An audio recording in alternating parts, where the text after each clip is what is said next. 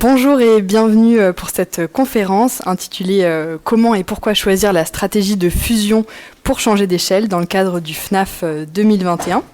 Alors, au programme de cette conférence d'1h30, on aura tout d'abord un mot d'accueil de Cécile Leclerc, la directrice générale de l'Avise. Ensuite, une introduction par Christophe Janter, directeur du département cohésion sociale et territoriale à la Banque des Territoires. Ensuite, on passera dans la partie contenu un peu théorique avec un décryptage par moi-même, Marielle Zietz, chargée de mission à l'Avise. Et ensuite, une partie plus pratique avec des retours de nos témoins. Des structures article 1 et FAIRE. Donc sans plus attendre, je vais donner la parole à Cécile Leclerc pour le mot d'accueil. Bonjour à tous, je fais un tout petit mot d'accueil pour vous dire qui est l'Avise et du coup pourquoi on organise cette conférence sur la thématique du changement d'échelle à l'occasion de ce forum. L'Avise, c'est une agence d'ingénierie qui accompagne le développement de l'économie sociale et solidaire. Concrètement, c'est une association avec une trentaine de salariés qui va avoir 4 principaux leviers d'action. On va outiller tout porteur de projet, dirigeant associatif ou plus globalement d'une entreprise de l'économie sociale et solidaire. Et vous allez... alors, il y a quelqu'un qui me fait un signe là-bas, parce qu'en fait, il n'y a pas de caméra ici, c'est ça? C'est pour le son, je pense. D'accord, c'est pour le son, je ne parlais pas assez près du micro, excusez-moi. Donc on va outiller, et donc vous allez notamment trouver sur notre portail avis.org, le centre de ressources pour l'économie sociale et solidaire, un certain nombre de décryptages, de dossiers sectoriels, de guides pour se lancer dans l'entrepreneuriat social, pour choisir sa forme juridique, également pour changer d'échelle. Donc vraiment, n'hésitez pas à vous inscrire à la newsletter avis.org pour être au courant de toutes les publications qui peuvent vous aider dans la vie de développement de votre structure associative. Ensuite, notre deuxième levier d'action, c'est qu'on est un animateur d'acteurs de l'accompagnement qui, eux, sont présents sur les territoires. On est par exemple animateur de la communauté émergence et accélération qui réunit tous les incubateurs dédiés à l'innovation sociale et à l'économie sociale et solidaire et qui peuvent vous accompagner dans les premiers pas de la création de votre entreprise de l'ESS.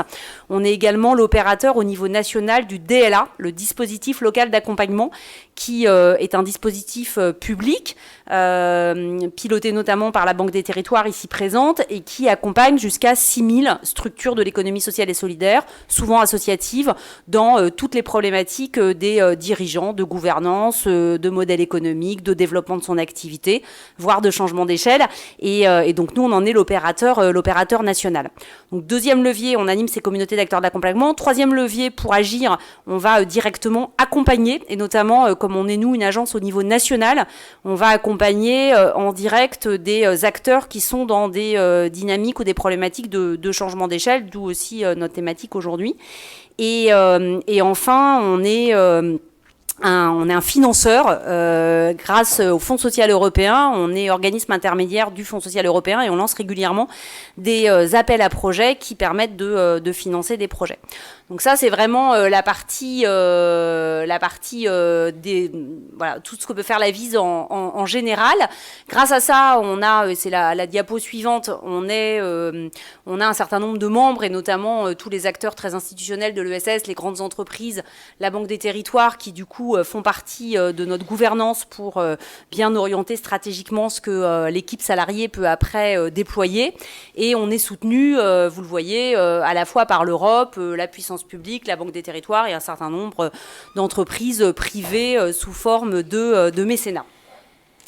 Aujourd'hui, on va parler de changement d'échelle, donc je vais faire un rapide focus sur ce qu'on a pu déjà faire. Donc je vous le disais, on a vraiment une activité d'outillage et en particulier sur le changement d'échelle, il y a 4 publications que vous trouverez sur notre portail avis.org, elles sont gratuites et téléchargeables. Et on a notamment en janvier 2021 sorti la 2e édition du guide sur les stratégies pour changer d'échelle. On fait pas mal d'ateliers de formation et de sensibilisation sur ces thématiques-là. Je parlais tout à l'heure du DLA qui accompagne différentes problématiques problématiques, mais peut bien sûr être mobilisé sur des problématiques liées au changement d'échelle. Dans les programmes d'accompagnement très dédiés, on est également avec la Fondation Massif, l'opérateur du programme PINS, qui est vraiment dédié à la duplication d'innovation sociale d'un territoire à un autre, et qui, chaque année, lance un appel à projet et retient entre 8 et 10 entreprises de l'ESS pour les accompagner très concrètement pendant un an dans leur stratégie d'essaimage.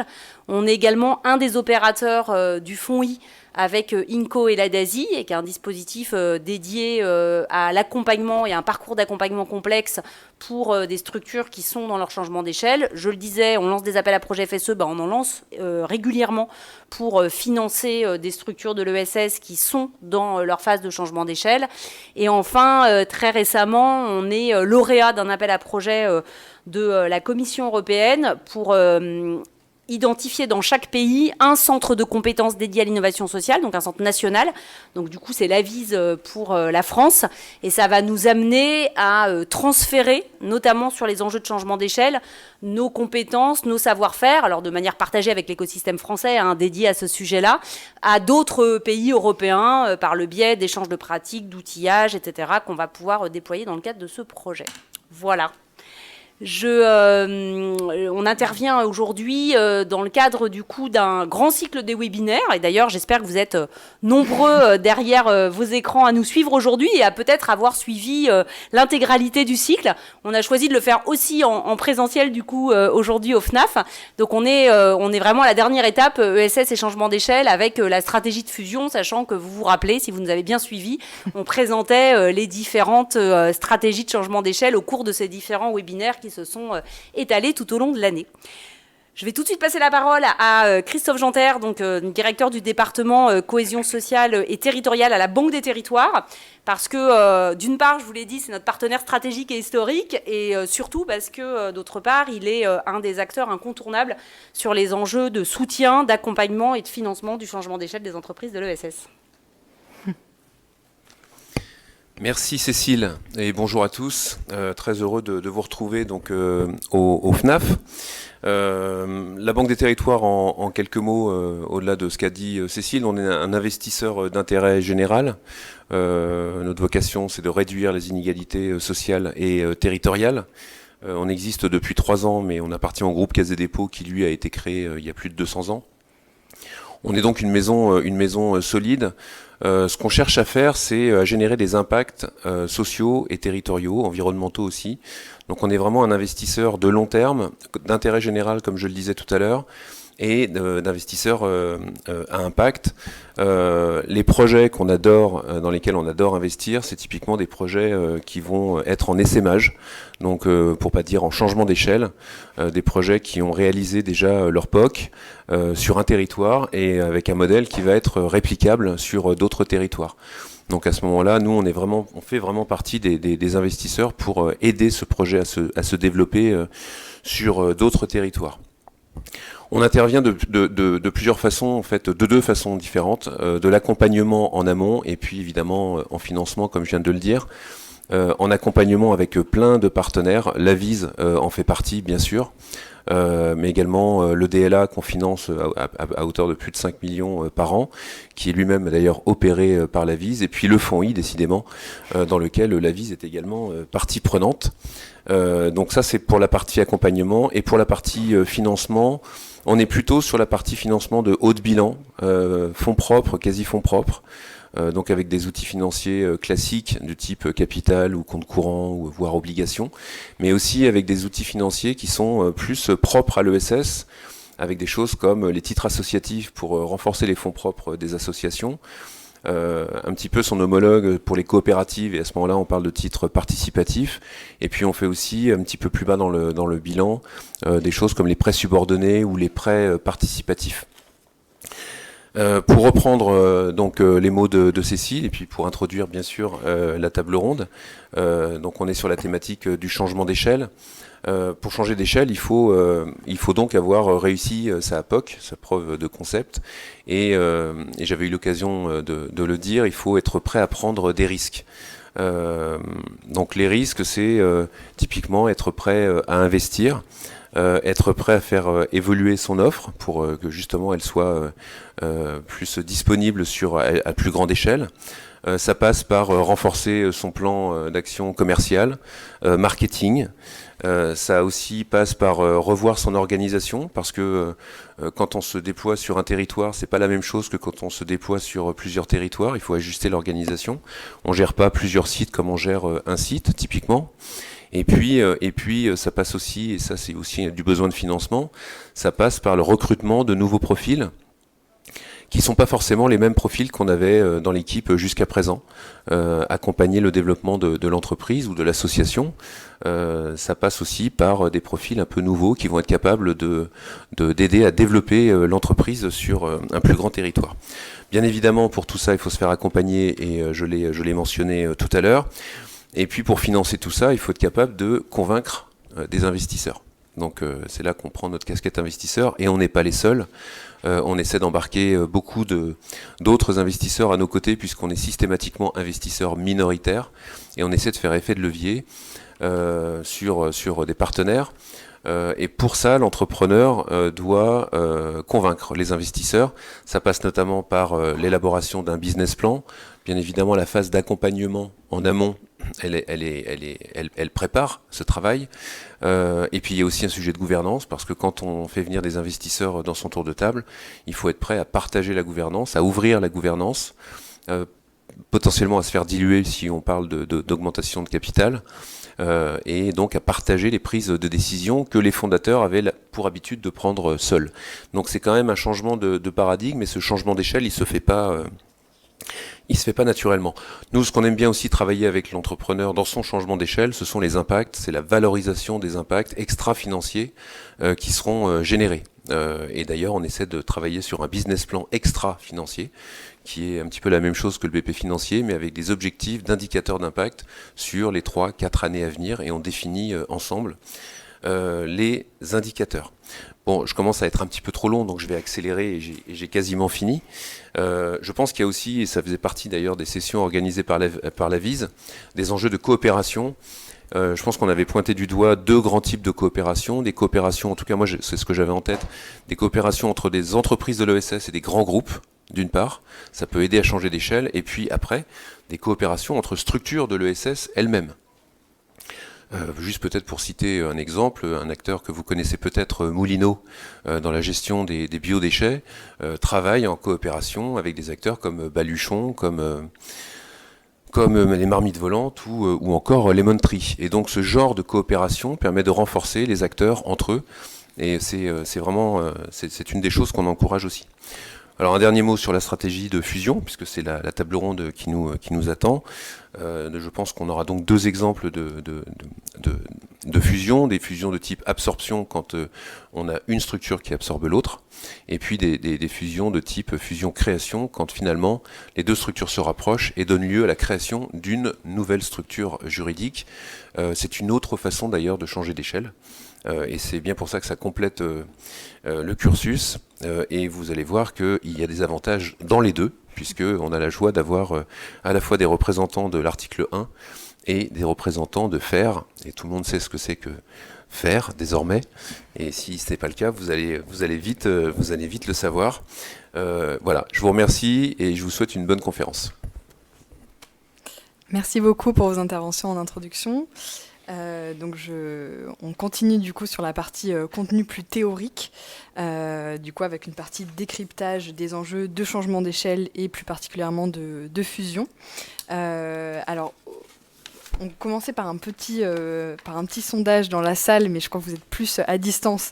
Mais juste rapidement, si celles et ceux qui représentent des dirigeants d'associations ou de structures de l'ESS peuvent se lever dans la salle pour que nos intervenants puissent voir. Ou vous levez la main si vous voulez. Voilà. Ok, donc on a une petite... peut-être, ouais, allez, on va dire 30%, je pense. Ouais. Et des salariés d'une structure de l'ESS. Ok, on en a pas mal aussi. Peut-être 30% aussi, finalement. Très bien, merci. Et éventuellement, peut-être des bénévoles. Est-ce que vous êtes bénévole aussi dans une association ? Très bien, merci. Vous pouvez être en effet plusieurs rôles à la fois. Alors, du coup, pour ce décryptage, on aura cinq temps. D'abord, un petit temps de définition du changement d'échelle de manière générale, puisqu'on va refaire ce petit point-là avant d'aller plus particulièrement sur la fusion. Donc, qu'est-ce que le changement d'échelle, pourquoi on change d'échelle et comment on peut changer d'échelle. Et ensuite, donc, petit focus sur la fusion et également sur les ressources pour vous accompagner. Et ensuite, on aura une partie témoignage juste après. Alors, premièrement, qu'est-ce que le changement d'échelle ? Alors, c'est un sujet qui est beaucoup débattu dans l'écosystème de l'innovation sociale notamment.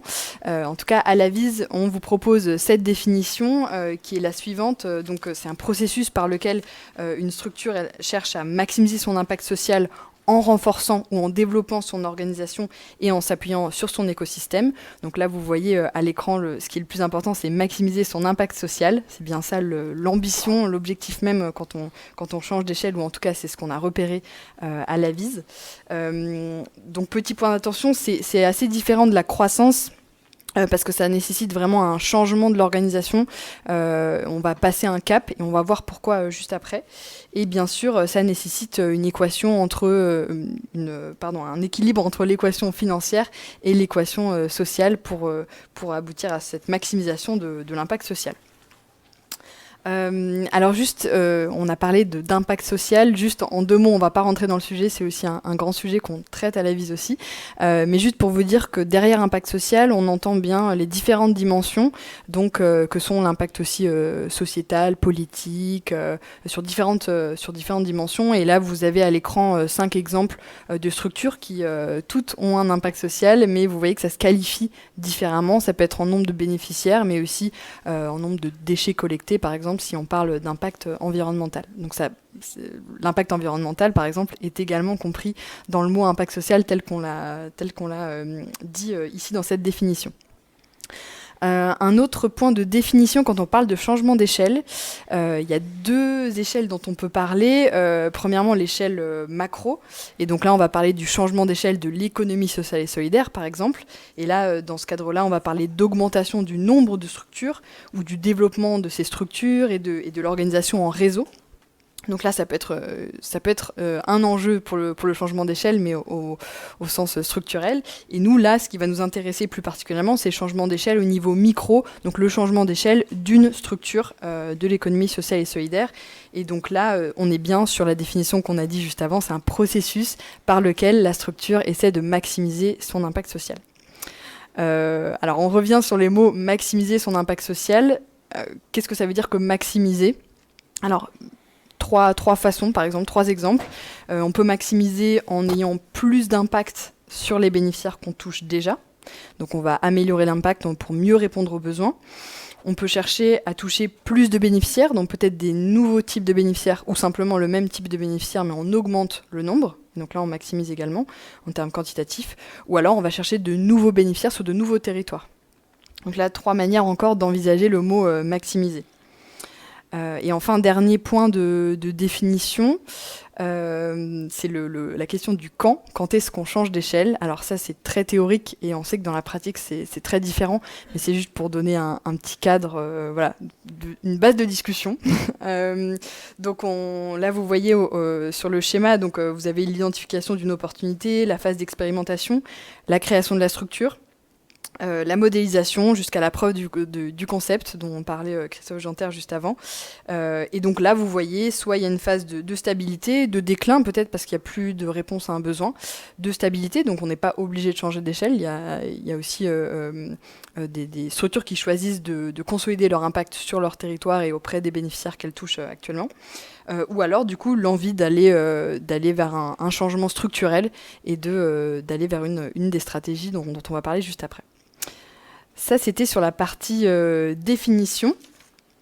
Concernant maintenant qu'on sait un peu ce que c'est que le changement d'échelle, pourquoi on change d'échelle ? Parce que finalement, c'est ça la question clé. Il n'y a pas toute structure qui va se lancer et il s'agit de trouver un peu l'adéquation entre 3 raisons phares. En tout cas, à nouveau, c'est juste notre perspective côté Avise de ce qu'on a observé des structures qu'on accompagne et que nos accompagnateurs accompagnent. Donc, il y a un peu une adéquation qui se fait entre 3 piliers. Un premier pilier qui est l'analyse interne de la structure, ce que la structure sait faire. entre l'intention stratégique de la structure, ce qu'elle veut faire, l'ambition qu'elle porte, et enfin l'analyse externe de l'environnement et donc ce qu'il faut faire. Et finalement, c'est un peu, lorsque les 3 briques sont remplies, les critères sont remplis, qu'une structure peut se dire, bah, tiens, peut-être qu'il y a une raison pour ma structure de changer d'échelle. Et donc, comme vous le voyez, dans la brique analyse interne, vous avez un peu des critères. Est-ce que voilà, la structure a fait la preuve de son concept, de son impact social? Est-ce qu'elle a un modèle économique viable? Et est-ce qu'elle a une organisation qui est mature? Dans ce qu'elle veut faire et l'ambition qu'elle porte, ça peut être justement à quel point la vision, la mission et l'ambition de ce changement d'échelle, elle est claire et elle est partagée, notamment est-ce qu'elle est portée par la gouvernance et est-ce qu'elle est partagée par l'ensemble des parties prenantes, également voilà, les salariés, les bénévoles, les bénéficiaires, les partenaires financiers, etc. Et du coup, ce que l'environnement vous pousse à faire, ce qu'il faut faire. Et donc là, voilà, est-ce que les besoins de vos bénéficiaires ont évolué? Et donc ça va nécessiter un changement d'échelle. Est-ce que vous identifiez des besoins sociaux sur d'autres territoires auxquels votre solution pourrait apporter des réponses? Il n'y a pas forcément d'autres réponses sur ce territoire-là. Ou alors, eh bien, votre écosystème partenarial ou vos ressources évoluent et nécessitent à nouveau un changement d'échelle. Donc ça, c'était au niveau des raisons. Et maintenant, du coup, le changement d'échelle, si vous avez suivi le cycle de webinaire, vous savez que du coup, dans le guide stratégie pour changer d'échelle, qui est ici, si vous voulez le retrouver à la fin de la conférence, ou en ligne, bien sûr, téléchargeable, il y a 5 stratégies. Des stratégies d'ordre individuel ou collective. Donc vous avez la stratégie de diversification, de duplication et de fertilisation qui seront les stratégies individuelles et les stratégies de coopération et de fusion pour la partie collective. Alors juste en 2 mots hein, sur ces 5 stratégies pour résumer. Donc côté diversification, on est bien sur le développement d'une nouvelle activité. Là, par exemple, pour raccrocher les wagons avec ce qu'on a dit avant au niveau de la définition, on avait dit que les besoins peuvent évoluer et qu'on va chercher à maximiser son impact social en améliorant la qualité de ce qu'on peut proposer comme solution. Bah, par exemple, la diversification peut permettre de répondre à des nouveaux besoins de nos bénéficiaires en développant une nouvelle activité. La duplication, quant à elle, là, ça sera du coup, ça consiste à répliquer en fait le modèle de la structure sur un autre territoire. Là encore, il y a des sous-stratégies, mais je ne reviendrai pas là-dessus. Et la fertilisation, il y a aussi cette volonté de transmettre un savoir-faire, une expertise, mais plutôt sous forme de projets, de programmes ou d'outils. C'est plus diffus et on n'a pas vraiment un lien direct forcément avec le partenaire ou la personne qui va s'approprier le projet ou le programme. Et enfin, les stratégies collectives, donc les stratégies de coopération qui peuvent être simples ou renforcées. Ça peut être par exemple la mutualisation de moyens ou le fait de collaborer dans le cadre d'un appel à projet ou d'un groupement momentané d'employeurs. Il y a différentes manières aussi, mais de mettre en commun des ressources. Et la fusion, du coup, où là, on va créer ensemble une nouvelle structure ou alors il y a une structure qui absorbe une autre. Ça, c'est 2 manières et on va le voir pour la fusion. Alors ces 5 stratégies, elles répondent à différents enjeux, différents contextes. Et vous le voyez dans le schéma qui s'affiche. D'abord, il y a des enjeux de type économique. Donc voilà, selon qu'on est dans un contexte économique fragile, plutôt stable ou voire même confortable. Et ensuite aussi des ambitions par rapport à l'impact social, à l'objet social de la structure qu'elle porte. Est-ce que les activités ont besoin d'être consolidées, optimisées, ou est-ce qu'on peut augmenter l'impact? Et donc en fonction de l'équation donc financière, le modèle économique et le côté équation sociale, on va avoir du coup des stratégies qui peuvent plus ou moins répondre à vos enjeux. Donc pour rappel, quand vous regardez le schéma, si vous vous placez tout à gauche, sur le côté contexte économique plus fragile, et on a besoin de consolider ces activités d'impact social, on va pouvoir par exemple se tourner vers la fusion. C'est un des cas où on peut se tourner vers la fusion, si justement on se rapproche d'une structure qui a les reins solides et qui va permettre de pérenniser le modèle. Ensuite, par exemple, si un contexte à nouveau économique peut-être un peu fragile et on veut optimiser en fait ces activités, on peut aussi passer par de la coopération et mutualiser des moyens. Quand on continue du coup sur la frise, donc quand la qualité de l'impact social peut être améliorée, mais que là on est sur un contexte économique plutôt stable, par exemple on va chercher à diversifier, à créer une nouvelle activité, ça peut être une option, ou de coopérer de manière renforcée pour à nouveau créer une activité ou une structure ensemble, mais du coup de manière plus rapprochée. Et enfin, sur le contexte économique plus stable, voire confortable, et quand on veut augmenter l'impact social, on peut aller sur des stratégies encore à nouveau de diversification, voire de duplication ou de fertilisation. On veut transmettre son projet pour avoir plus d'impact. Et enfin, quand on veut démultiplier aussi sur de nouveaux territoires ou simplement auprès de ses bénéficiaires, on peut aussi à nouveau se tourner vers la stratégie de fusion. Donc c'est intéressant. Ça répond à deux contextes où effectivement on peut être dans un contexte très confortable, mais vouloir faire plus en mutualisant, en allant plus loin que la mutualisation de moyens. Et on verra comment juste après, puisque c'est le focus de notre conférence. Et du coup, sans plus attendre, ça fait la très bonne transition puisqu'on va parler tout de suite de fusion. Donc, comme le disait Christophe Janter en introduction, on a décidé pour la conférence de faire un petit focus sur deux types de fusion, mais il en existe aussi deux autres. Et je vous inviterai dans les ressources, j'ai noté, mais notamment un guide qui a été fait par France Active et qui détaille l'ensemble des stratégies de fusion et avec lesquelles on a collaboré sur ce chapitre-là du guide stratégie pour changer d'échelle. En tout cas, du coup, voilà, en une phrase, qu'est-ce que la fusion ? C'est finalement mettre en commun des patrimoines pour consolider un projet social. Et là, du coup, vous voyez à l'écran deux types de fusion, la fusion-absorption et la fusion-création.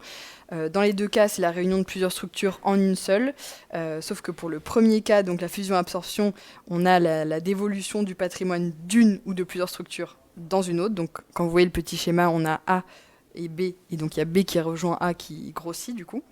Et la fusion-création, comme vous le voyez sur l'autre schéma, c'est plutôt A et B qui vont créer une nouvelle structure C, qui sera à nouveau plus grosse, mais du coup qui a vraiment une nouvelle identité, c'est une nouvelle entité juridique également. Et j'en dis pas plus parce que je pense que vous aurez plus de détails par nos témoins juste après. Quelques petits détails aussi côté du qui en fait, qui fusionne, quelles sont ces structures A et B. Elles peuvent être de trois types. Ça peut être des structures par exemple sur l'échelle horizontale, donc qui finalement portent des activités sur le même secteur, qui peuvent se substituer d'ailleurs ou se faire concurrence.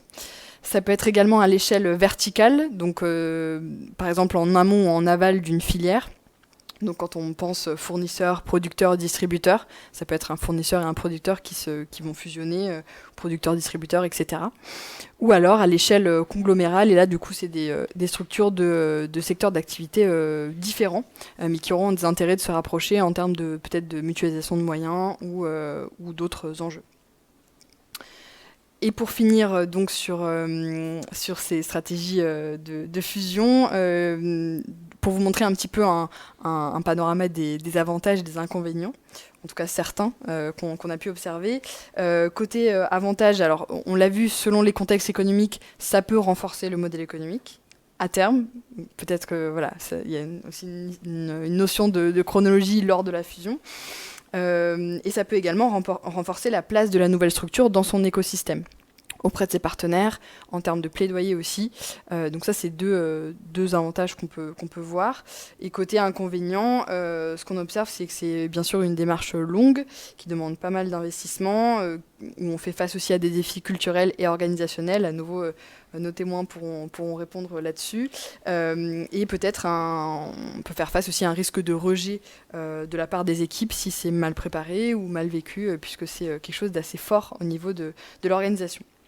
Et donc quelques conseils pour réussir que vous retrouverez dans le guide, c'est simplement de s'assurer de partager une même vision, une même ambition avant la fusion, d'anticiper la co-construction de la gouvernance, et d'informer, de consulter, de dialoguer avec les salariés, avec l'équipe et l'ensemble des parties prenantes pour que cette fusion soit faite dans la transparence et que chacun puisse connaître les tenants et les aboutissants.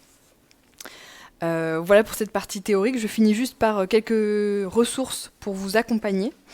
Donc, Vous trouverez premièrement sur le site avis.org, comme le disait Cécile en introduction, vous trouvez tout un tas de ressources pour vous accompagner et notamment des cartographies qui vous montrent en fait quels sont les acteurs qui peuvent vous accompagner sur les sujets de consolidation et changement d'échelle, par exemple, sur l'exemple sur la slide.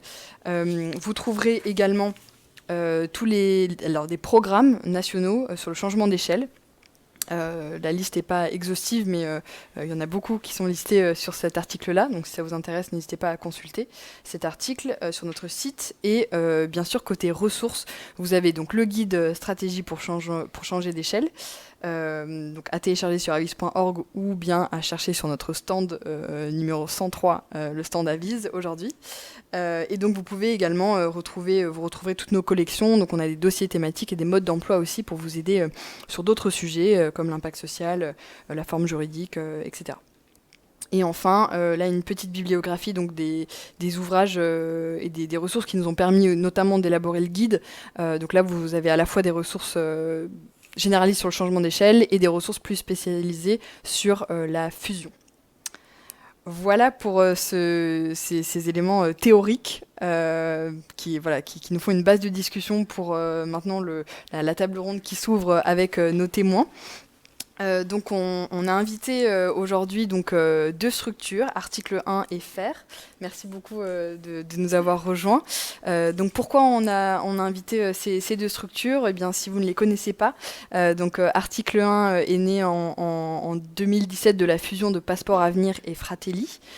Aujourd'hui, ou la fin de l'année, vous me disiez, Benjamin, ça sera 140 ETP. Et FAIR, du coup, né de la fusion donc, de Finansol et de l'Impact Investing Lab en septembre 2020. Donc plus récent, avec du coup une équipe de 16 salariés. Et donc on trouvait ça intéressant justement d'avoir vos regards avec plus ou moins de recul sur la fusion pour voir quels sont les défis que vous avez dû relever, quels conseils vous pouvez aujourd'hui donner à notre public. Et puis voilà, avoir vos retours croisés. Donc n'hésitez pas à rebondir sur vos interventions. Ce qui va se passer, c'est qu'on va fonctionner en interview croisée, où je vais poser quelques questions et bien sûr à la fin on vous laissera poser vos questions à la fois dans la salle ou à distance, puisque on a aussi un accès à vos questions. Attention à ne pas poser vos questions sur le chat, mais bien sur le fil de questions.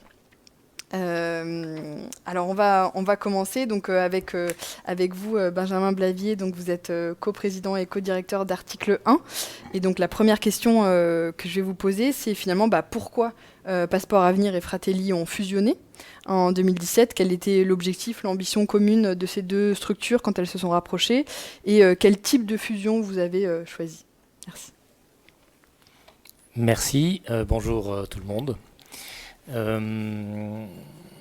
Oui, alors, petit retour en arrière, mais je vais être rapide. Passeport Avenir et Fratelli sont deux associations qui sont nées en 2004 et 2005, sans se connaître évidemment, et qui faisaient strictement la même chose.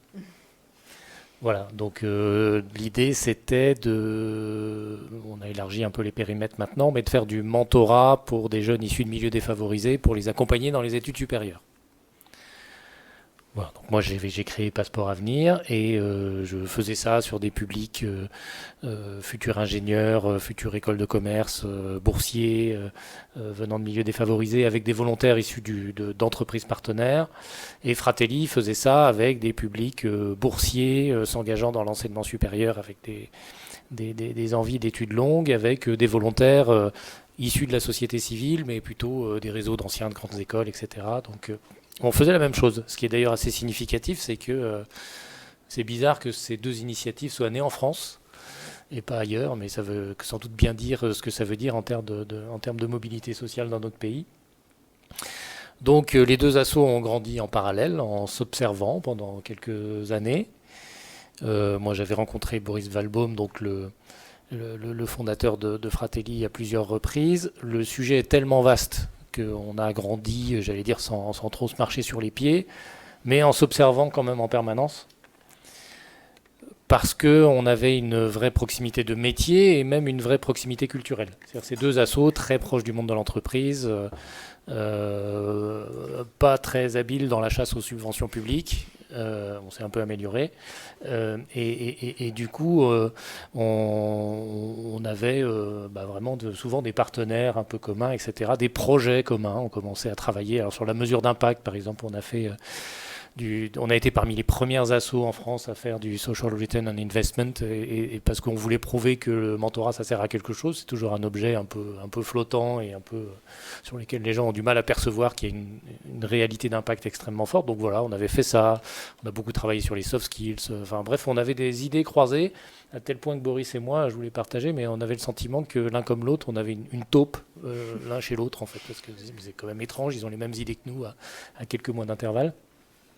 Bon, mais ceci dit, le temps est passé et on est arrivé à un moment, en 2016, à l'été 2016, à se revoir avec Boris alors qu'on faisait nos chemins en parallèle et on s'est accordé sur un constat.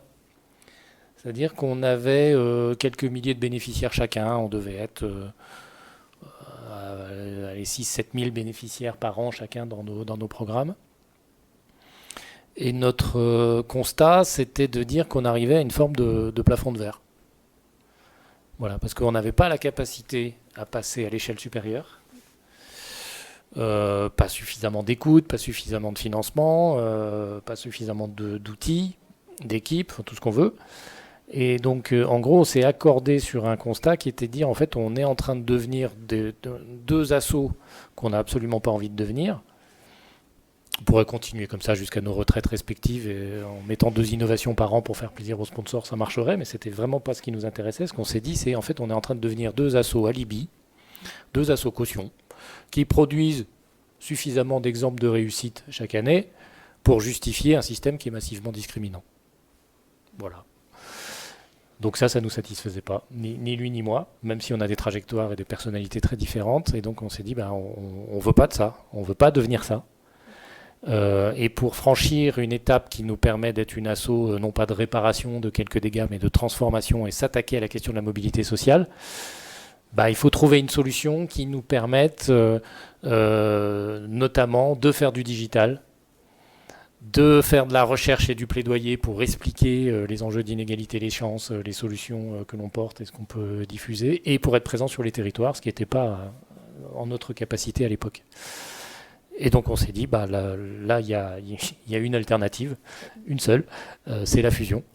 Et donc on est effectivement parti sur la fusion. Alors, je regardais ce que vous mettiez dans votre processus,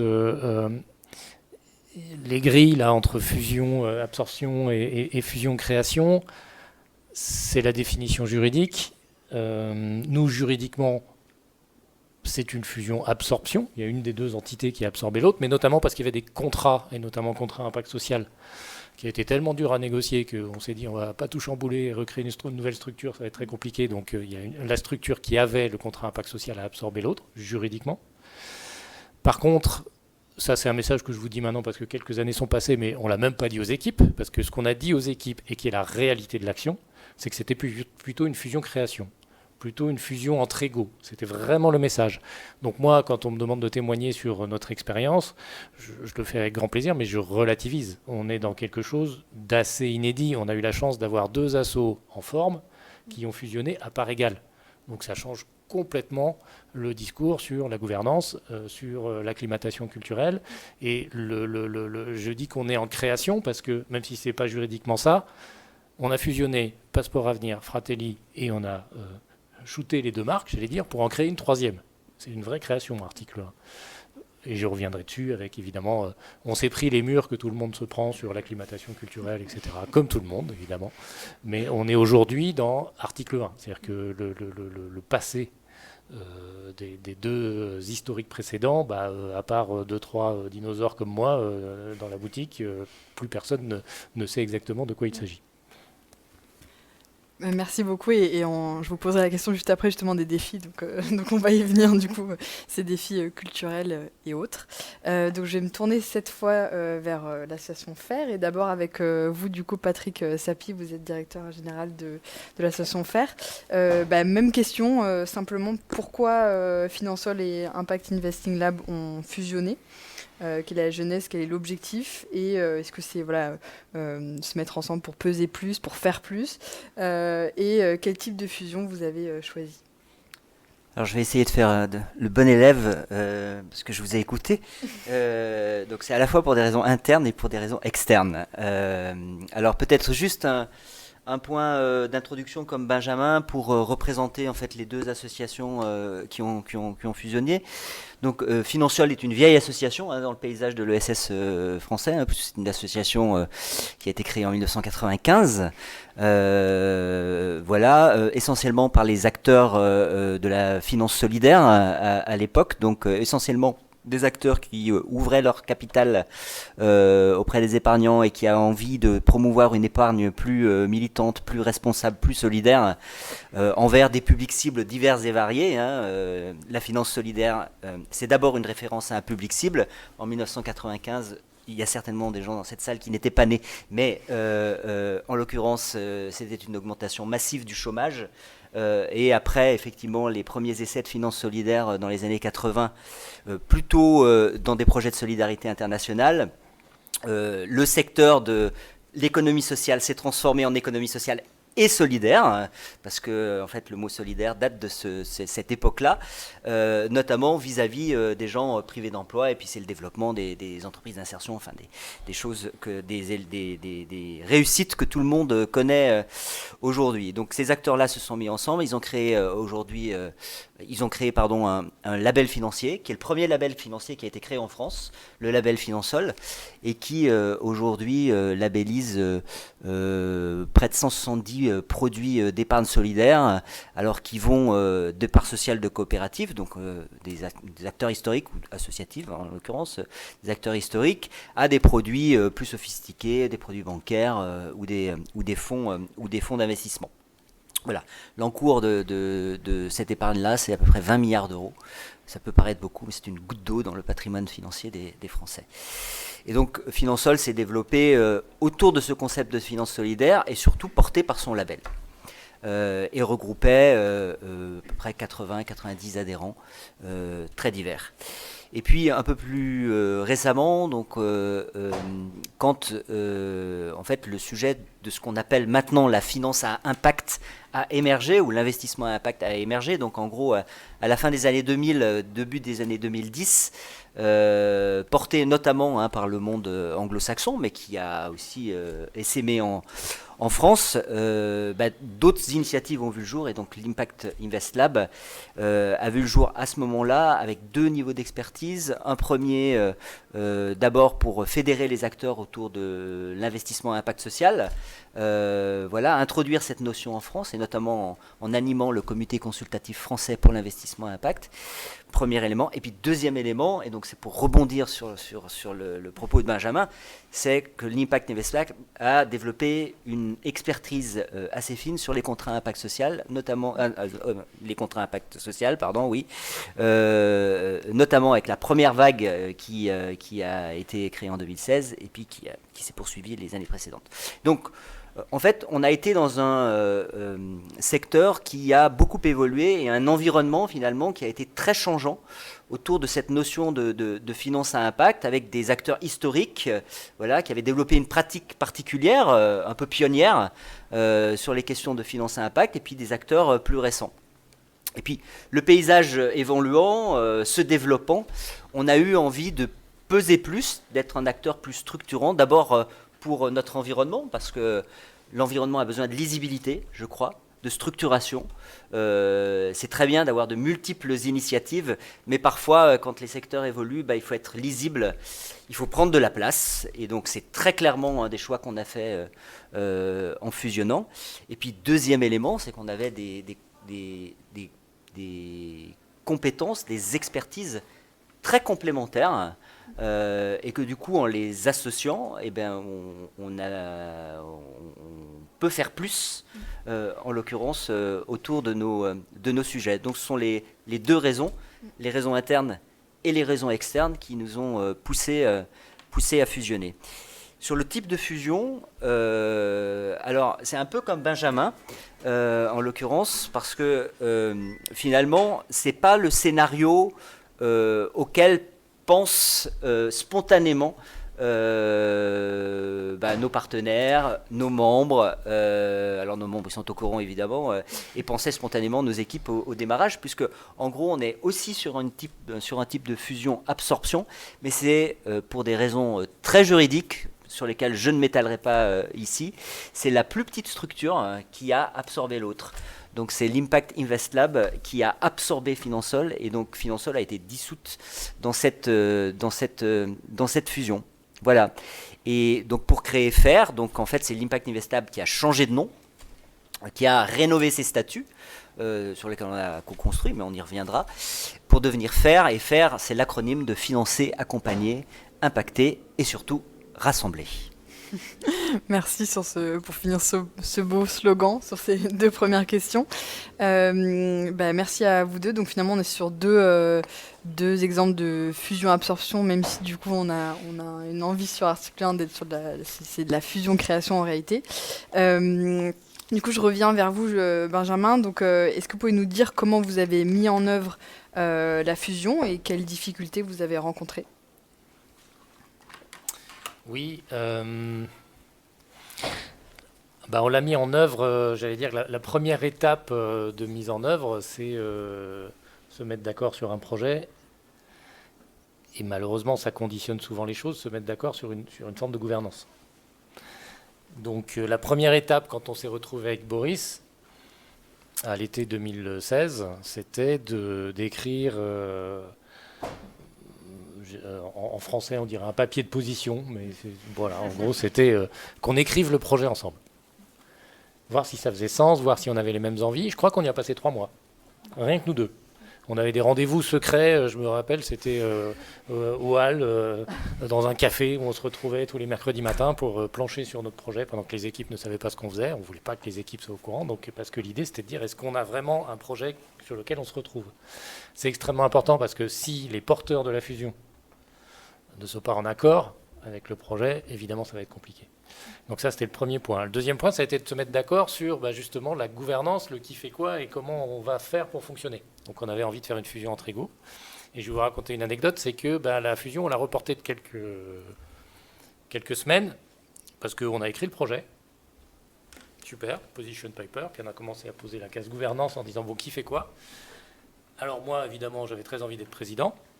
Et Boris avait très envie d'être président.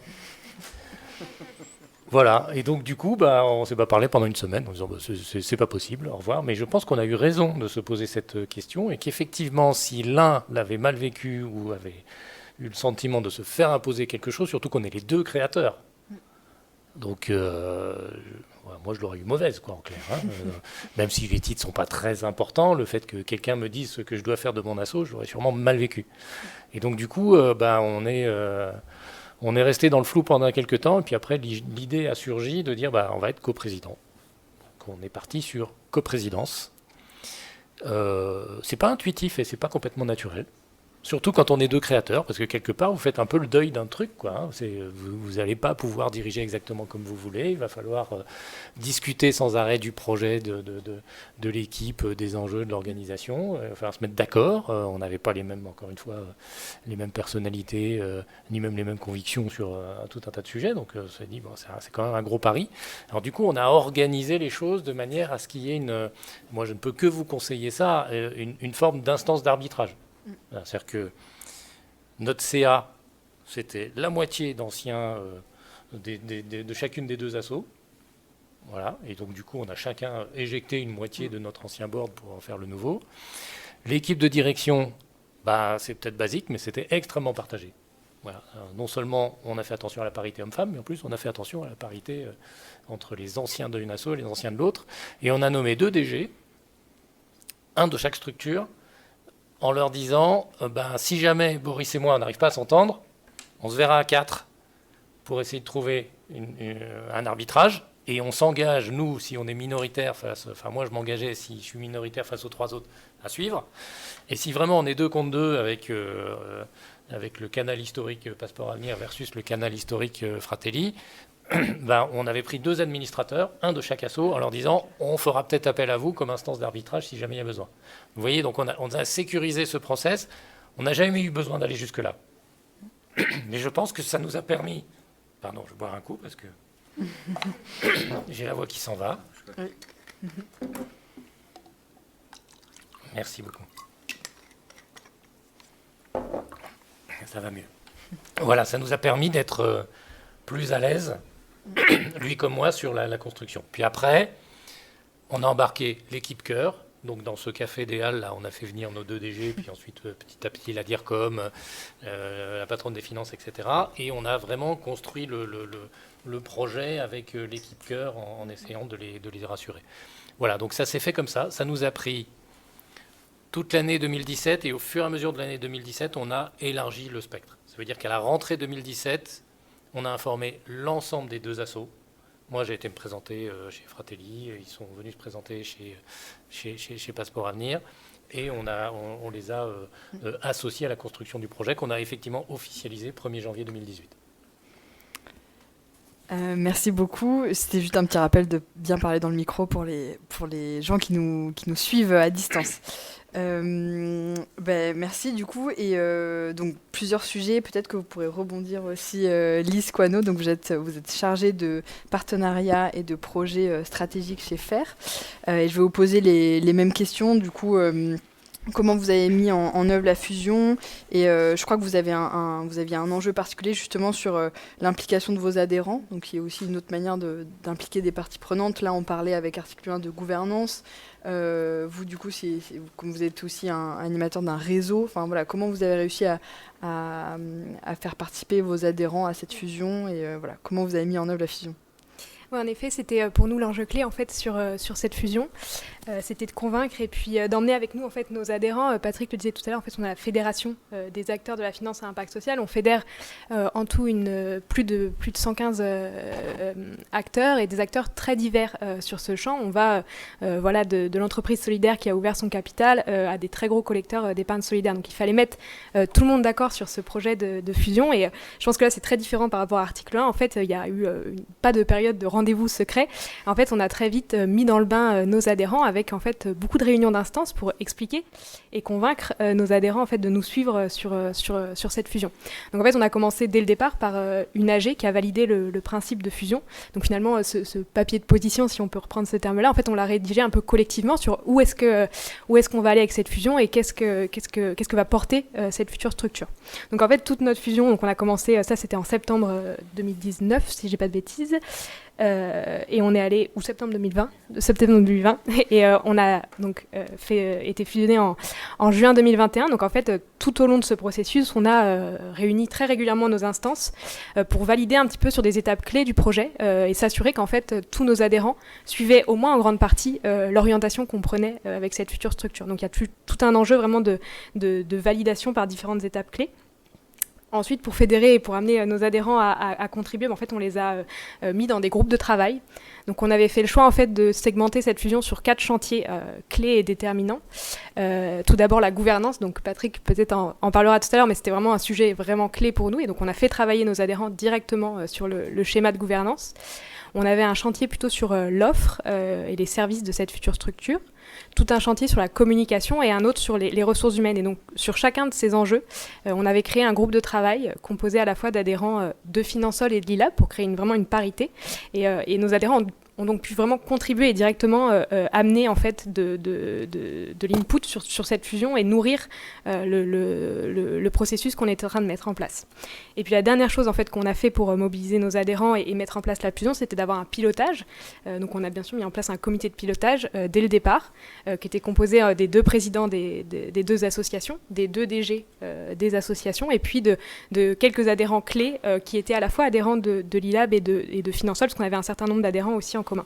Donc finalement, c'est par ce trio en fait validation par l'ensemble des adhérents et mobilisation de nos instances, cette partie plutôt contribution et apport de la part de nos adhérents, et puis pilotage, qu'on est arrivé à la fusion en juin 2021. Et on a perdu d'ailleurs aucun adhérent. Donc ça, c'est la bonne nouvelle à l'issue de la fusion. Donc tous nos adhérents sont restés à bord de faire aujourd'hui. Et d'ailleurs, on est plutôt en train, nous, de constater qu'on a de plus en plus d'adhérents qui rejoignent notre fédération. Et ça, si on parle plutôt d'impact, et ce que tu disais tout à l'heure sur finalement, c'est quoi qu'on retire en termes de changement d'échelle, nous, ça va certainement se jouer en nombre d'adhérents gagnés. Enfin, ça, on l'espère. Et on voit qu'il y a un vrai dynamisme qui est en train de se mettre en place sur ça.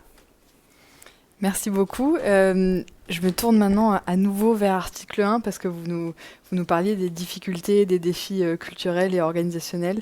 Je ne sais pas si vous voulez en dire un mot à ce moment avant de passer aux résultats en fait, de votre fusion et des conseils. Donc peut-être faire un petit point sur les difficultés. Oui, elles sont décrites classiquement dans la littérature sur les fusions, mais... on les retrouve. Alors nous, elles nous ont surpris parce que déjà, c'est deux assos pas très importantes. On n'est pas en train de fusionner deux groupes du CAC 40. On avait le sentiment d'avoir une vraie proximité de métier et une vraie proximité culturelle. Mais ça a été quand même extrêmement compliqué pour les équipes. Ça a été extrêmement compliqué parce que l'adhésion au projet, finalement, c'était pas si simple. C'est-à-dire que ce qu'on a négligé, c'est le facteur attachement aux anciennes identités avec, un peu comme nous les créateurs, des gens qui avaient grandi avec le projet, quoi. Des niveaux d'ancienneté extrêmement forts, des gens qui étaient partis dans une asso où il y avait 2 personnes et qui étaient grimpés de part et d'autre à une trentaine de personnes. Voilà, un enracinement dans des manières de faire extrêmement fortes, des petites différences culturelles aussi qu'on n'avait pas vues. Je sais que chez Fratelli, par exemple, il y avait un côté extrêmement proche, fraternel. Ils faisaient la fête très souvent ensemble. La frontière privée, pro, elle était un peu, un peu lâche, alors que côté Passeport Avenir, c'était plutôt besogneux, séparant un peu bien les choses et très pro, mais mélangeant pas tout. Mais voilà, du coup, les équipes ont été un peu en frontal et en incompréhension. Puis surtout, il y a le projet en lui-même. Vous êtes dans une structure familiale, j'allais dire, ou en tout cas tribale, que vous faites grandir. Beaucoup de collaborateurs sont partis parce qu'ils n'ont pas adhéré au projet, tout simplement. Et je peux les comprendre, c'est-à-dire que eux, leur truc, c'est, et comme souvent dans le monde associatif, c'était de faire, d'être au plus proche des publics, d'être au contact, d'accompagner des jeunes dont ils connaissaient tout et qu'ils voyaient grandir. Et là, on leur a dit, maintenant, on va faire de la recherche, on va faire du digital, on va mettre en place des process, vous les verrez moins, mais par contre, vous allez organiser des événements, vous allez produire des contenus. Pas le même métier, pas la même envie, pas le même sens. Et donc, beaucoup sont partis et ça continue encore. De partir. Par contre, la chance, c'est qu'on en a aussi qui arrivent parce qu'ils adhèrent à l'idée d'article 1 en disant, cette idée d'être dans la transformation, de faire du volume, ça nous intéresse, peu importe ce qui s'est passé avant. Donc oui, ça n'a pas été complètement simple d'un point de vue culturel. Et puis, il y a un autre phénomène, une fusion, c'est long. Nous, on a démarré été 2016. Juridiquement et en termes de communication, on a annoncé janvier 2018, donc il y a déjà 1 an et demi de préparatifs et de travail, en chambre pour y arriver. Entre 2018 et 2020, on a vraiment géré la fusion, on pourra y revenir, mais en termes effectivement, il faut restructurer complètement l'offre métier, il faut créer une nouvelle marque, il faut créer une nouvelle organisation, il faut trouver des locaux, tout se fait en même temps. Donc on essuie des plâtres, on a des gens qui s'en vont aussi massivement. Et il y a même un après-coup. Une fois que le projet est lancé, vous pouvez aussi avoir des gens qui sont juste rincés parce qu'ils ont beaucoup donné, qui disent « moi j'ai envie de passer à autre chose, j'ai beaucoup appris ». Donc on est encore dans la phase de gestion de cette fusion, quoi. Donc en gros, ça nous aura pris 5 ans. On le verra, l'avantage coût-bénéfice fait que je n'en regrette rien, mais c'est quand même une aventure complexe. Et effectivement, vous faites vivre à vos équipes, alors même qu'on leur a passé le message en disant tout le monde va rester à bord, il n'y aura aucun licenciement, au contraire, on a des vraies complémentarités et c'est pour faire 1 + 1 = 10. vous mettez les gens dans une situation d'incertitude. Voilà, de quoi demain sera fait, quel va être mon job, qui va être mon manager, dans quelle équipe je vais bosser, est-ce que ça va me plaire ou ça va pas me plaire. Là, vous mettez un grand point d'interrogation. Il faut vivre avec ça pendant plusieurs années. Donc, c'est pas complètement évident pour tout le monde. Et justement, sur ce sujet, est-ce que l'association FAIR, vous êtes en plein dedans encore Est-ce que vous voulez rebondir justement sur ces sujets organisationnels, d'équipe, comment c'est vécu dans votre structure? Alors, nous, la fusion est effectivement plus récente, les équipes sont plus petites. Alors, on avait un avantage, c'est qu'en fait, les deux équipes de Finansol et de Lilab partageaient les mêmes locaux déjà depuis de nombreuses années. Lilab, c'était 3 salariés, donc on les embarquait dans l'équipe Finansol.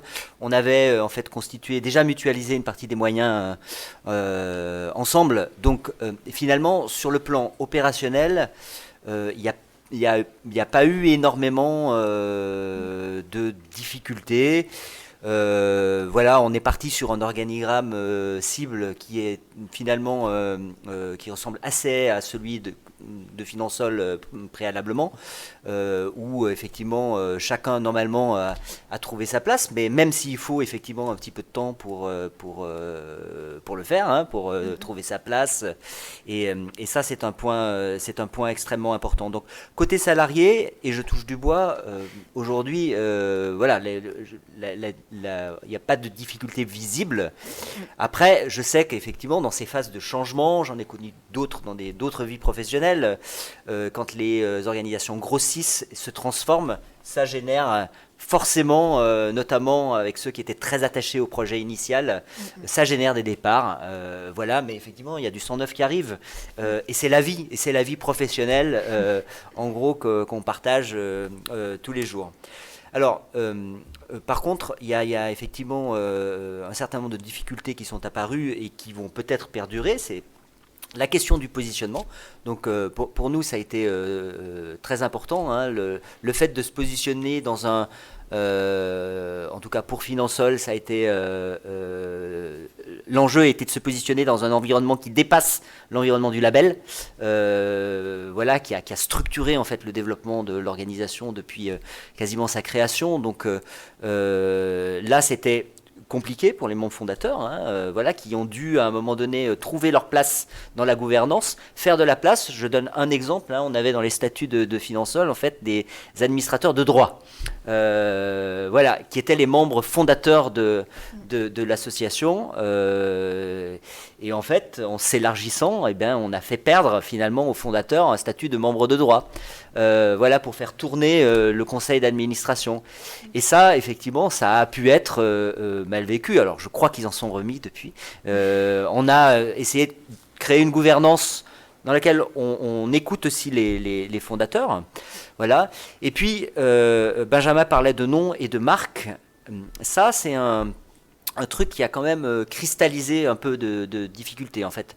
Les difficultés se sont notamment concentrées, cristallisées finalement autour du nom, parce que on avait chacun décidé d'abandonner son nom. Voilà, donc c'est Lilab qui a changé de nom, et puis il fallait trouver un nom nouveau. Voilà, et bien évidemment, quand vous faites cet exercice-là, chacun a une bonne idée, et évidemment, elle est très bonne, mais à un moment, il faut décider. Et forcément, quand on choisit un nom, on abandonne l'autre, et donc il y a une espèce de deuil à faire, finalement, qui, à un moment donné, a pu être difficile. Voilà. Mais je crois que c'est l'histoire de quelques mois, je crois. Et puis après, ça va aller. Du coup, je me retourne à nouveau vers Benjamin, du coup, pour article 1. Du coup, quel constat après la fusion? Ça fait 5 ans maintenant, ça, pratiquement. Quel constat pour article 1 par rapport à l'ambition qui était donnée au moment de la fusion? Est-ce que c'est rempli? Et quel conseil aussi vous donneriez aujourd'hui à d'autres structures qui veulent fusionner? Oui, le constat qu'on retire, et c'est un peu ce que nous renvoie l'extérieur aussi, c'est que c'est plutôt réussi. C'est-à-dire sur le papier de position qu'on a écrit avec les cases qu'on avait envie de cocher, on est à peu près au rendez-vous. C'est-à-dire, on voulait faire du plaidoyer que le sujet de l'égalité des chances soit enfin identifié. Je pense qu'on y est. Alors malheureusement, l'actualité nous a beaucoup aidés. Mais au moins, on constate que oui, il y a des situations d'inégalité qui frappent la jeunesse dans l'accès à l'école et l'accès à l'emploi, et il y a sûrement des choses à faire, massivement, et pas juste quelques mesures cosmétiques. La recherche, on a 4 chercheurs intégrés dans l'équipe. Le digital, oui, c'est maintenant... on a une grosse équipe digitale chez Article 1. Il y a des gens qui y passent dont je ne comprends même pas le métier, d'ailleurs, parce que je suis un peu ancienne génération, mais bon, ça a l'air passionnant ce qu'ils font. J'allais dire, on y est, et puis on est passé de 2 à 12 antennes régionales. Oui, en termes d'envie, on est sur le bon chemin. On n'y est pas encore complètement, mais on est sur le bon chemin. On a doublé notre équipe. On a doublé notre budget. On est passé de 7 à 14 millions entre 2017 et maintenant. Et on a multiplié par 10 nos bénéficiaires. C'est-à-dire cette année, on était à 17 000 bénéficiaires cumulant Passeport Avenir et Fratelli quand on a fusionné en 2017. Là, sur l'année scolaire, on va être à 200 000 jeunes qui vont être accompagnés par Article 1. 170 000 en digital, 30 000 en présentiel. Bon, c'est l'ordre d'idée qu'on visait. On n'a pas forcément envie d'en faire beaucoup plus parce qu'on veut faire les publics les plus prioritaires à nos yeux d'abord, mais on voulait être sur ces échelles-là. Donc j'allais dire pari réussi, mais pari difficile. Et du coup, des conseils pour réussir ce pari ? Je pense que c'est des conseils, pour le coup, je ne vais pas être extrêmement original, mais le premier point, c'est évidemment s'entourer. Là-dessus, il faut faire appel à des structures de conseil, il faut solliciter des bons cabinets qui vont vous aider juridiquement en termes de com. Nous, un certain nombre de très bons arbitrages sont venus de l'extérieur. Le nom Article 1, c'est une agence de com qui nous l'a trouvé. Hein. De nous-mêmes, je pense qu'on l'aurait pas identifié, et pourtant maintenant c'est un asset fort dans notre démarche parce que ça a parlé à tout le monde, mais on l'avait pas envisagé. Par exemple, juridiquement, on a été beaucoup accompagné en termes de conseils en strat, on a été beaucoup accompagné, donc ça me paraît indispensable de s'entourer. Le deuxième point, je dirais, ça paraît un basique, mais communiquer. On est face à des gens inquiets et on est sur un projet nouveau. Sans arrêt rabâcher, sinon vous savez c'est le hamster là qui s'installe avec les gens qui commencent à s'inquiéter, c'est toujours ça. Donc il faut beaucoup communiquer, je pense qu'on l'a pas assez fait, hein, d'ailleurs on essayait de le faire mais pas encore forcément assez. Et le troisième point, en tout cas nous on l'a fait comme ça, et je sais pas si c'est ça qui est écrit dans les livres, mais garder le rythme. Je pense qu'on s'est astreint avec Boris pendant 1 an et demi, entre 2018 et l'été 2019, à ne pas laisser de part au doute, en tout cas dans notre communication vis-à-vis des équipes, même si moi je suis plutôt un homme qui doute beaucoup et du coup j'en avais plein, mais en tout cas dans notre com, il fallait que les équipes aient le sentiment qu'il y a un cap. Voilà. Et c'est très directif, le mode fusion, il faut à mon avis être plus directif que dans un moment plus classique où on peut être plus dans de l'intelligence collective, etc. Non, là, vous êtes dans un moment où il y a besoin qu'on sente que vous savez où vous allez. Donc, nous, on a été très directifs sur un certain nombre de choses, et le rythme, on l'a vraiment imposé en forçant les équipes à avancer. Et voilà, donc pendant 1 an et demi, on a été vraiment sur cette tonalité-là, et puis après, on s'est réparti un peu les choses, et chacun, entre Boris et moi, a pu prendre un peu ses domaines de prédilection. Et puis maintenant, Boris est parti vers d'autres aventures, donc ça, c'est encore une autre histoire. Mais ça me paraît important que les dirigeants affichent un tempo résolument volontariste. Sinon, ces questions de doute, ces questions d'inquiétude, elles peuvent s'amplifier et détruire un process de fusion. Merci pour ces conseils. Du coup, côté Association Faire, est-ce que vous partagez, est-ce que vous souhaitez compléter avec d'autres conseils ? On partage déjà notamment sur la partie accompagnement. En effet, c'est essentiel de se faire accompagner aussi parfois pour compléter ce que tu disais Benjamin, pour mettre les pieds dans le plat quand on ne peut pas le faire en interne. Nous, par exemple, sur la gouvernance, on se dirigeait un petit peu sur un truc très usine à gaz au niveau de la nouvelle gouvernance de Faire, et c'est de se faire accompagner qui nous a permis de dire, là, on va pas dans la bonne direction, il faut qu'on parte un petit peu ailleurs. Donc ça permet parfois aussi d'avoir ce regard extérieur et de nous montrer quand on va pas dans la bonne direction, alors que c'est pas forcément évident quand il faut lâcher des choses qui sont déjà acquises dans les deux structures. Sur la communication aussi, complètement communiquer, et peut-être par rapport à ça, nous, ce qu'on avait beaucoup fait là, c'est des conseils à chaud, mais c'était beaucoup des étapes relais et des moments en fait où on pouvait faire monter les adhérents, ils pouvaient donner leur avis, de communiquer pas uniquement sur le projet fini, mais aussi en cours, et d'amener vraiment de la contribution. Ça nous a beaucoup aidé à nourrir notre projet de fusion. Autre conseil, après je pense que là c'est plutôt des interprétations. Nous on a fait le choix aussi dès le début de segmenter le travail et de faire monter en responsabilité à la fois les équipes et les instances sur l'image de cette future structure. Donc on peut aussi faire le choix de travailler plutôt en interne pour ensuite faire monter l'équipe de cœur, ce que tu disais tout à l'heure. Je pense que là ça dépend aussi des contextes et de la façon dont on veut travailler. Mais moi le conseil, oui, ce serait plutôt, ça a été bénéfique pour nous qu'en fait toute l'équipe puisse contribuer au projet de fusion. Donc après il y a une partie de l'équipe bien sûr qui n'a pas travaillé au quotidien sur la fusion, mais à minima, donc un peu les responsables, ce qu'on appelle les responsables de pôle chez nous, étaient en responsabilité sur les parties qui les concernaient. Ça, c'était un petit peu le troisième conseil. Et puis le dernier conseil, c'est certainement aussi que les deux parties impliquées dans la fusion, elles le soient complètement à 50%. Nous, ça nous a semblé important. ILAB était plutôt une petite structure par rapport à Finansol, mais on a vraiment fait le choix, dans la façon dont on a pensé la fusion, à ce qu'il soit à égalité avec Finansol, et c'est ça qui a donné Faire aujourd'hui. Je pense qu'on aurait fait le choix de moins impliquer ILAB ou de dire Finansol est plus la grosse structure. Ça aurait pas donné la même fusion, et donc quand on fusionne, il faut vraiment y aller jusqu'au bout, et qu'il y ait un petit acteur et un gros acteur n'est pas forcément quelque chose qui doit amener dans la prise de décision quelque chose de différencié. Voilà sur les conseils. Merci beaucoup. Du coup, on va ouvrir les questions avec la salle et également les participants à distance. Donc, je vois une personne qui sort pour amener un micro. Donc, si vous avez des questions pour nos intervenants, alors très bien. Donc, je crois qu'il y a quelqu'un qui va arriver avec un micro pour que les personnes à distance puissent entendre votre question. Parfait. Du coup, on a une question de monsieur, je crois. Ouais. Parfait. Oui, bonjour à tous. Ma question, c'est quel est le conseil pour choisir les bons conseils?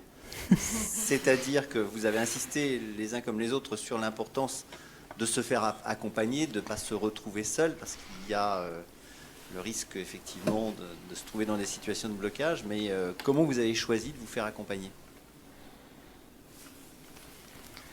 Oups.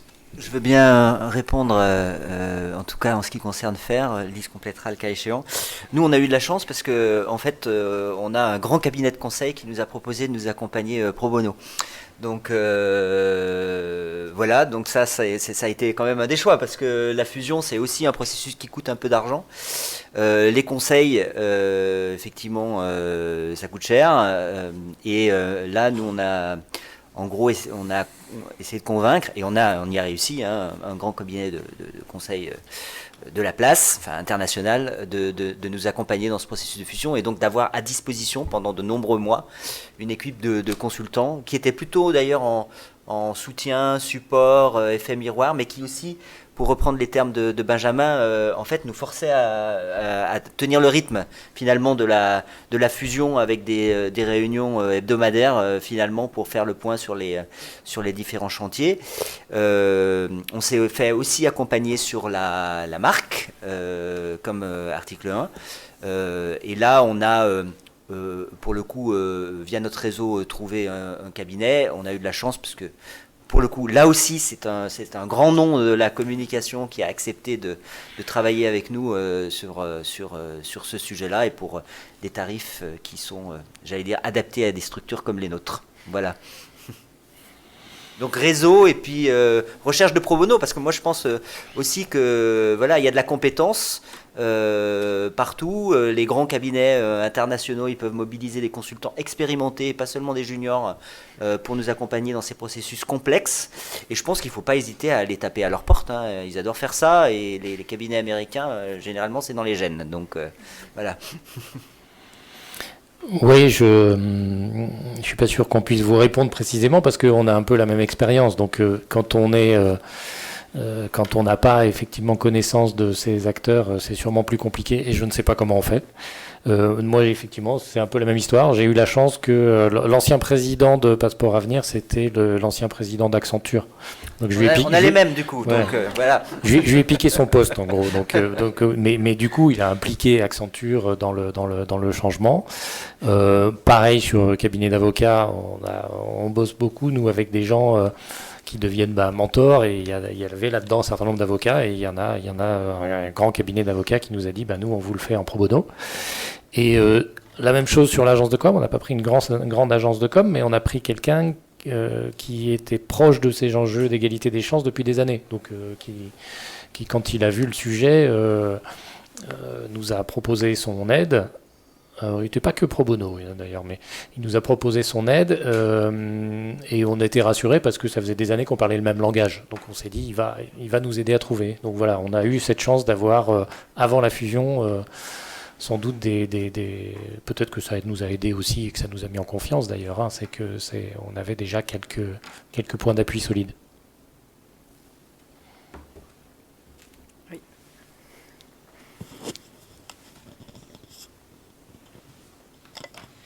Oui, bonjour, j'avais une question, surtout pour article 1, pardon.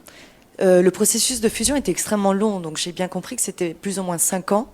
Est-ce que pendant ces 5 ans, vous avez constaté peut-être une baisse des revenus ou une baisse des activités avant de ensuite voir vraiment une relance d'activité une fois que vous êtes en fusion, vraiment une fois fusionné en fait? La fusion, ça a un coût. Donc très clairement, on a fait une année déficitaire en 2018. C'est la seule année déficitaire de l'histoire de nos deux assos et de Article 1, mais on avait prévenu le board en disant il y aura un coût sur la communication. Une fois qu'effectivement on a eu un peu de pro bono pour obtenir la marque, il faut la faire connaître, il faut la diffuser, etc. Et on a perdu quelques partenaires durant cette fusion parce que, pour prendre un exemple très concret, notre cœur de métier, qui est le métier du mentorat, on avait 2 pratiques et 2 manières différentes de le faire. Le temps qu'on s'accorde, et ça nous a pris 1 an sur une manière un peu unique de faire du mentorat, on a négligé quelques partenaires qui ne s'y retrouvaient pas, qui préféraient la manière dont on le faisait à l'ancienne. Donc on a eu un peu de turnover à ce moment-là. Donc oui, il y a eu une légère érosion des partenariats à ce moment-là, parce qu'on était tous très concentrés sur l'interne et pas forcément sur l'externe. Donc 2018, déficitaire, mais c'était prévu. Dès le départ, dès le budget prévisionnel, et on a été dans les clous par rapport à ce qu'on avait annoncé. On n'a pas perdu plus, mais on n'a pas perdu moins. Par contre, après, on a été beaucoup plus efficace. C'est-à-dire qu'en termes de levée de fonds postérieure à la fusion, oui, les choses s'en retrouvent facilitées parce qu'on a face à nous des interlocuteurs qui auparavant avaient 2 structures qui venaient taper à la porte en faisant la même chose sans qu'ils aient vraiment... avec quelques doutes sur notre capacité à faire et sur nos discours respectifs. Là, c'est par exemple sur ce que nous on appelle les gros deals, c'est-à-dire les mécénats importants sur des projets structurants. On a maintenant la capacité à aller les chercher, qu'on parle de CIS ou qu'on parle d'autre chose, ou là le plan mentorat par exemple, parce que effectivement on est beaucoup plus identifié, plus solide, plus référencé.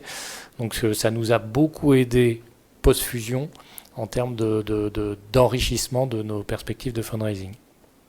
Je peux en déduire logiquement de votre réponse qu'en fait pour se lancer dans une fusion, il faut quand même avoir une certaine stabilité financière des 2 structures pour se permettre d'avoir quelques années déficitaires pour ensuite pouvoir s'unir en fait. C'est un investissement.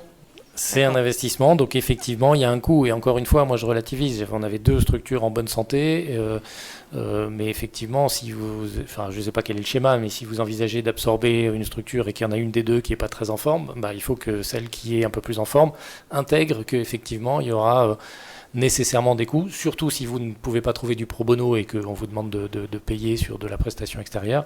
Effectivement, il y a un coût de mise en œuvre et il y a un investissement. Merci pour votre réponse.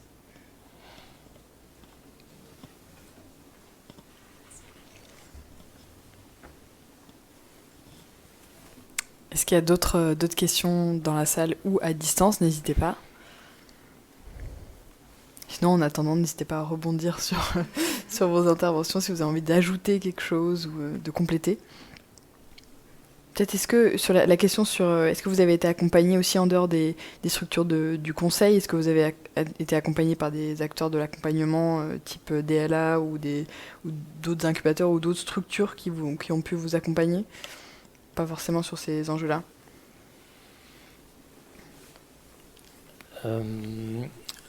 Non, enfin nous c'était vraiment sur la dimension conseil avec nous aider à redéfinir notre offre, la gouvernance, les lignes stratégiques, l'organisation de l'équipe, le juridique, la com.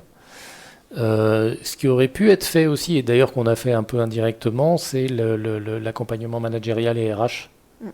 On n'a pas investi là-dedans, mais je pense que on aurait peut-être dû le faire parce que aujourd'hui, par exemple, on a des frais de coaching de notre équipe qui sont extrêmement forts. Alors je crois que c'est quelque chose qui se développe partout. Hein. C'est aussi un peu la crise du monde du travail en ce moment. Mais voilà, on a eu beaucoup d'investissements ou de pro bono, mais sur du coaching individuel. Il y avait peut-être des démarches collectives à imaginer que nous, on n'avait pas intégré dans notre feuille de route et auxquelles il faut réfléchir suivant les contextes de fusion.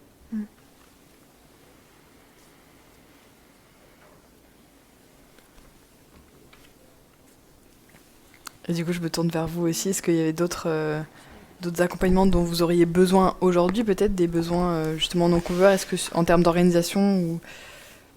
Nous, on est en train un peu de découvrir petit à petit là. Enfin, on monte en puissance sur cette fusion, donc ils vont peut-être venir petit à petit. C'est vrai qu'on n'a pas forcément été accompagné par d'autres acteurs sur le processus. Après, on a cette culture de l'animation collective avec comme on est vraiment une fédération d'acteurs, et du coup, on a pris beaucoup d'intrants de la part de nos adhérents qui eux-mêmes peut-être parfois avaient vécu des fusions. Donc, on a aussi été chercher du témoignage. Et je pense que là, si vous participez à cette table ronde, vous avez des exemples, mais il faut peut-être pas hésiter à aller voir aussi des acteurs qui ont déjà fusionné pour en parler avec eux, parce que ça aide beaucoup sur la construction. Nous, on a chez nous France Active où il y avait un projet de fusion avec Initiative France, donc on a aussi pu échanger avec eux sur ce projet-là qui n'a pas été jusqu'au bout, mais en effet, ça permet d'avoir des intrants sur ça. Du coup, à nouveau une question dans la salle. Excusez-moi, je me permets de reprendre la parole parce que j'ai une question très pratique en fait sur la fusion. J'imagine que les structures qui ont fusionné avaient peut-être des agréments. Je pense à des agréments quelconques sur les activités, comme un agrément Calliope pour la formation ou quelques agréments qu'on pourrait avoir. Est-ce que vous avez eu du mal, une fois que les deux entités ont fusionné, à récupérer ces agréments? Comment s'est fait la passation de ces agréments? C'est un peu technique ce que je pose comme question, mais c'est vrai que... C'est très bien.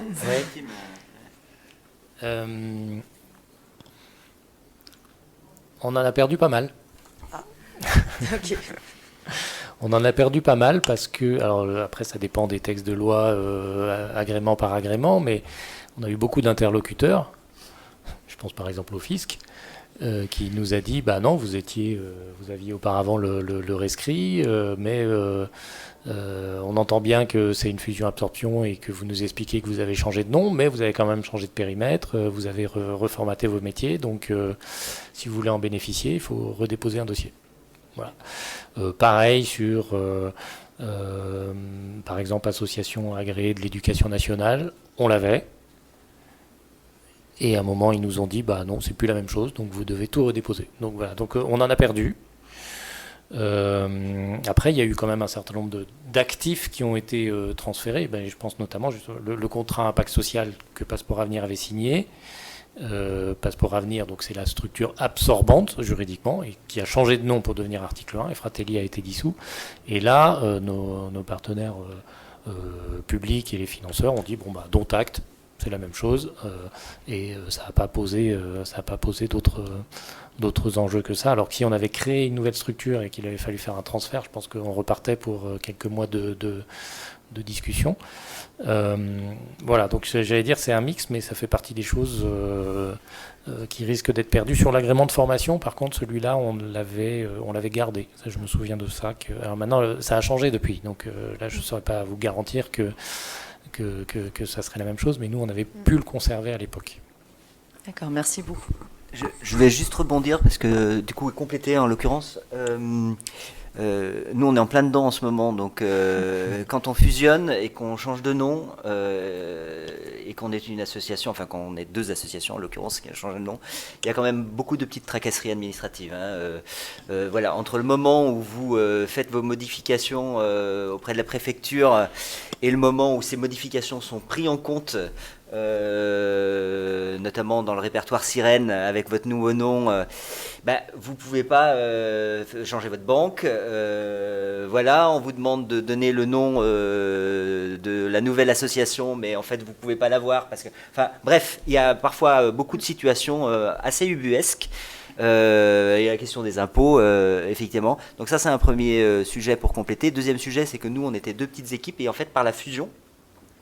En fait, on devient une équipe plus grosse et donc on doit, par exemple, organiser les instances représentatives du personnel, l'élection du comité économique, du comité social et économique, du conseil social et économique. Donc, en l'occurrence, voilà, c'est des nouvelles choses qu'il faut faire voilà qu'on découvre, en l'occurrence, quand on fusionne deux petites structures qui deviennent plus grosses, quoi. Merci. Est-ce qu'il y avait une toute dernière question ? Non, a priori pas. Écoutez, merci à toutes et à tous pour votre attention, vos questions, et merci surtout à nos intervenants, également en introduction. Et merci, on finit cette conférence là-dessus. Merci beaucoup. Merci.